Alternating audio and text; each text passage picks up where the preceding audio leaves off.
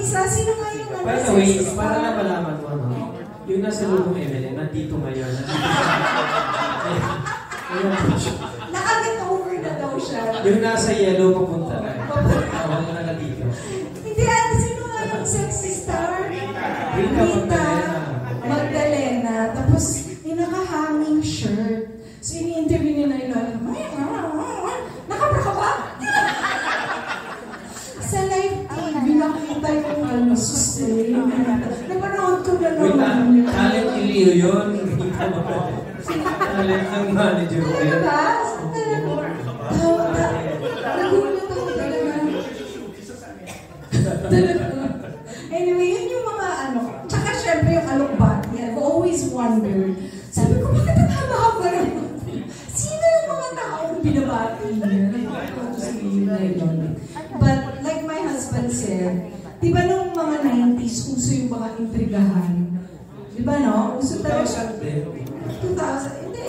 Sabi naman parang, ay ako nga, parang mas okay pa yung kayo ng intriga kasi alam ko, nyo lang yun. Pag nakita nyo naman ako yung person, parang okay lang tayo. Kesa yung ngayon sa social media, di ba? They're faceless, you don't know. Tapos, saan ako, mas okay sa akin yung mga reporter, yung mga intriga sa akin. Kasi kung kunwari, inimbento, sabi ko na, hoy, baklang sabi ganito.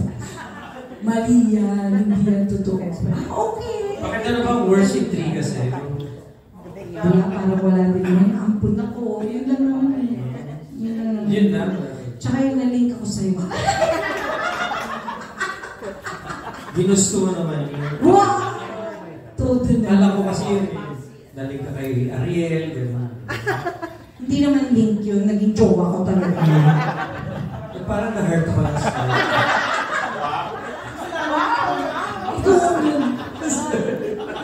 Ang luma naman yun.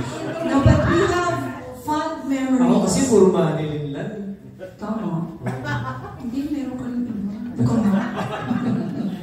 But we all have fond memories of Nay Lolit. And we thank the Lord for, you know, sharing her with us. Her life with us. Her laughter. Her maingay na boses. Will remain in our heads, and we will miss her terribly. So, but I was talking to Jude. No, it's okay. Sa daughter niya, si Sisi, na okay na din yun. At least she didn't suffer. Matulog lang. Let's just be thankful for her life. That she shared with us. The years that she stayed with us. Oo, si Salve. Paborito niya si Salve. Diba lagi niya sinusulat? Instagram. Sa Instagram, lagi siyang may sulat yan ng mga Salve.